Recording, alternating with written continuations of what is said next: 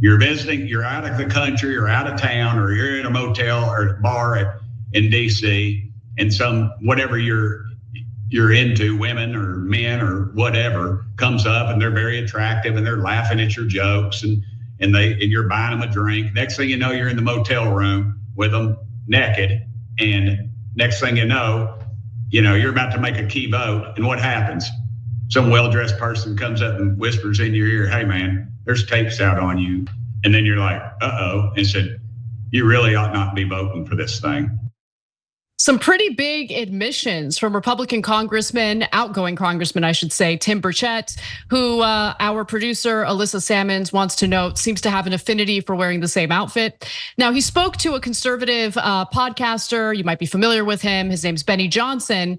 And during that conversation today, he starts talking about blackmail and depravity within Congress. So a little bit of context before we get to more of their exchange. Burchett and Johnson primarily spoke about why it took so long for the client list of notorious sex trafficker Jeffrey Epstein to be ordered unsealed by a federal judge. But at one point, Burchett claimed that many good conservatives and other members of Congress are being entrapped and then blackmailed to vote certain ways. Now let's watch more of what he had to say.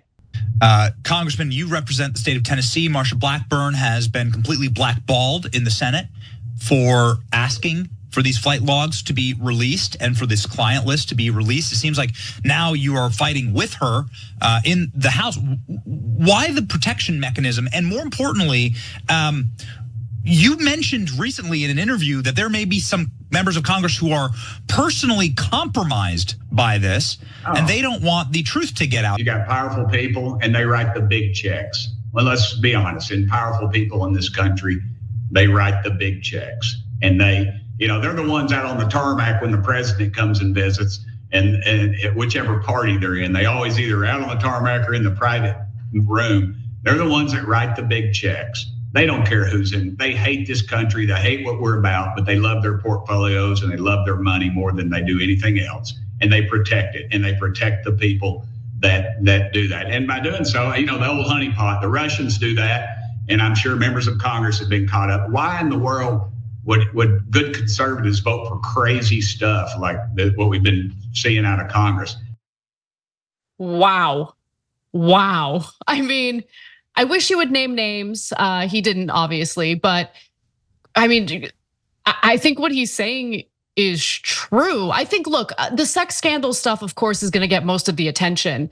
But to me, Cenk, his admission about members of Congress voting in favor of nonsense because of being blackmailed, that is the interesting part, because it explains some of what's been going on in Congress, according to Burchett, if the allegations are true. And, in this case, it goes beyond simple corruption, which is, I think, the heart of the problem that we have here in this country. But wow, I wonder if we are going to hear anyone name any names. Yeah, look, there's a lot in there.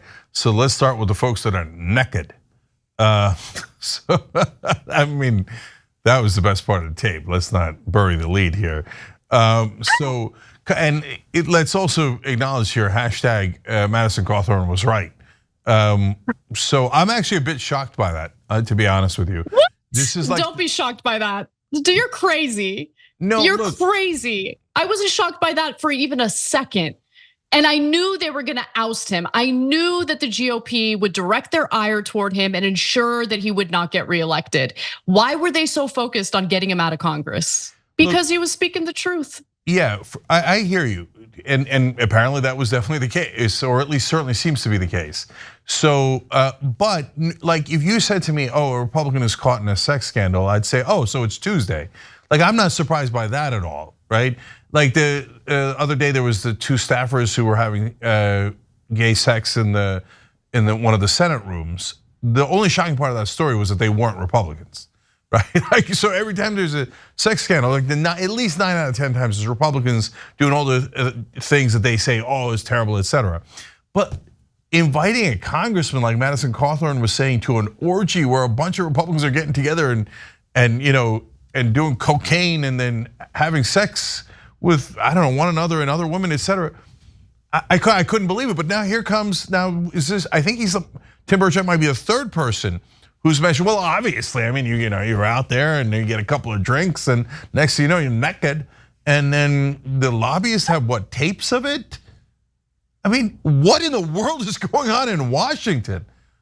So it seems as though he's saying that there is this like honeypot type scheme happening where, I mean, look, if that's true, I am wondering what the laws are in DC. Like for instance, in California, you can't record someone without their knowledge. In fact, if you get caught doing it, you could face some serious charges for it. I don't know if DC has similar laws, but it appears what Burchett is saying here is that there's like this honeypot scheme where, they do somehow have dirt on these individuals, possibly tapes, and they use it to blackmail members of Congress to ensure certain legislation gets voted in.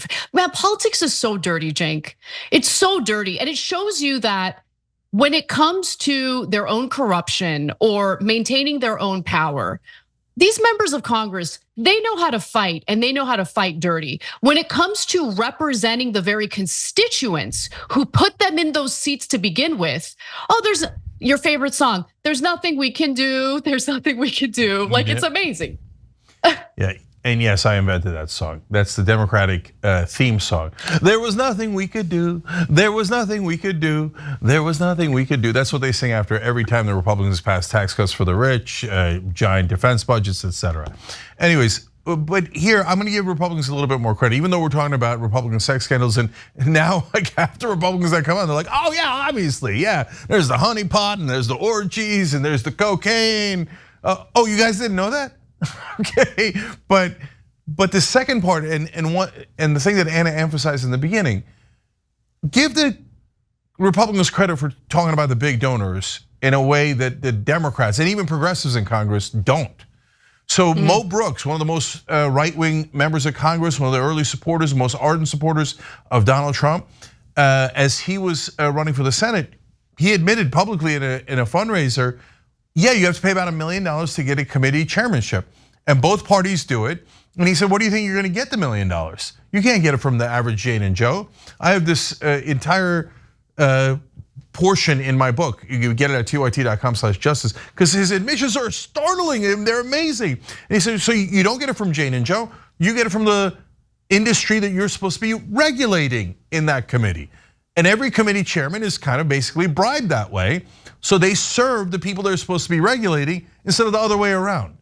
And so now Burchett comes out and goes, oh yeah, the big donors control everything.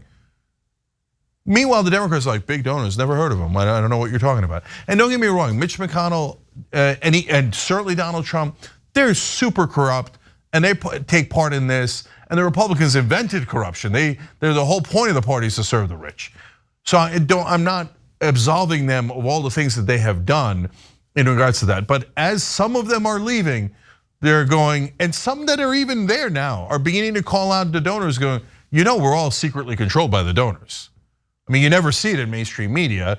You never see the leaders in the Republican or Democratic Party admit it, but it's super obvious to everyone who's in Washington.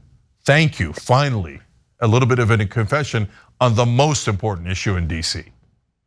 So I wanted to just, this is now the second time I'm using PMC language today by saying circle back. I'm going to circle back to the Marsha Blackburn statement that he made there, because it's interesting. He also went on Newsmax earlier, and according to Newsmax, Representative Tim Burchett told Newsmax on Monday that Congress has been compromised in the pursuit to obtain the flight logs of dead pedophile Jeffrey Epstein's infamous Lolita Express, saying that even some of his GOP colleagues are stained by something that's forcing them to keep their mouth shut. And then he says, and this is a direct quote, the trash can is very deep. And Burchett says that he got involved in the effort to get the flight logs turned over when his fellow Tennessee, colleague in the Senate, Marsha Blackburn, got snubbed allegedly by the Senate Judiciary Committee. So the claim is that committee chair Dick Durbin blocked Blackburn's bid at issuing subpoenas for those logs, which could show, the who's who in the list of names that Epstein was partying with, if you will. And so he tells Newsmax, quote, "That's why I got involved with it. Blackburn can handle her own. But when the Democrat-controlled Senate did that, I went to Chairman James Comer in the Republican-controlled House, and I said, we need to fix this. This is wrong. And too many of my colleagues," he says, "I'm afraid, are compromised in this area. For whatever reason, somebody's whispered in their ear and said, hey, you don't want something to come out on something else. You better keep your mouth shut on this." And that's exactly what they've done. And so Burchett explained to Benny Johnson that this is what led the blackmail, or led to the blackmail allegations, basically saying that everyone knows everything in DC, everyone has dirt on everyone, and that blackmail is apparently, part of the game. So let's watch the final video on that. No man or no woman actually is an island, and they know what to get at. If it's women, drugs, booze, it'll find you in DC and in most elected offices. And that's what people of power and influence do. And it's just, I've been in this game my whole life. I spent 16 years in the state legislature in Tennessee and 8 years as county mayor. And now I'm in my 5th year of Congress. But it's just, the stakes are higher, but the game is still the same. How do these people have energy to do the sex scandals? Like, you know what I'm saying? The partying, the cheating. I mean, if all these allegations are true, and I suspect that they are for some of these lawmakers. I mean, I'm exhausted. Like, I can't be like, hey, get away from me, okay? I'm not interested in your games. Get away. Yeah. I want to go to bed. Well, without you. One of our members agrees, and we love doing the show with the members, and you can get your comment read too. TYT.com/join to become a member. Dirge wrote in, you know how you don't end up blackmailed? Don't get naked. Totally. That's a good point. So I'll end on this point. So look, guys, some of their colleagues might be compromised, but also some of their donors might be compromised, and he alluded to that. And remember, Mitch McConnell and Democratic leadership all work for the donors. They're just servants of the super rich and of corporations. So if their bosses told them you are not to release those logs, then Democratic and Republican leadership are going to go and go, no, don't release it, don't release it. Our beloved blackmailers and bribers might be in jeopardy, and we are here to serve them. And then could it involve Republican politicians or politicians in both parties? Of course. Look, I said about Jeffrey Epstein's death, I said, I don't know if it's suicide or somebody killed him, but here's how we're going to know if the videotape in the hallway worked or didn't work. And then we found out later, the videotape in that hallway magically didn't work that night. Okay, you put 2 and 2 together, most times you're gonna come out with 4. So who are the 2 biggest politicians that are associated with Jeffrey Epstein? Bill Clinton and Donald Trump. Oh, right, the 2 biggest guys in the 2 parties. Donald Trump said that he used to party with Jeffrey Epstein all the time, that he was a terrific guy. And he said, and he likes him young. So he knew the whole time. I mean, that buffoon admitted it publicly, but what do they know that isn't public?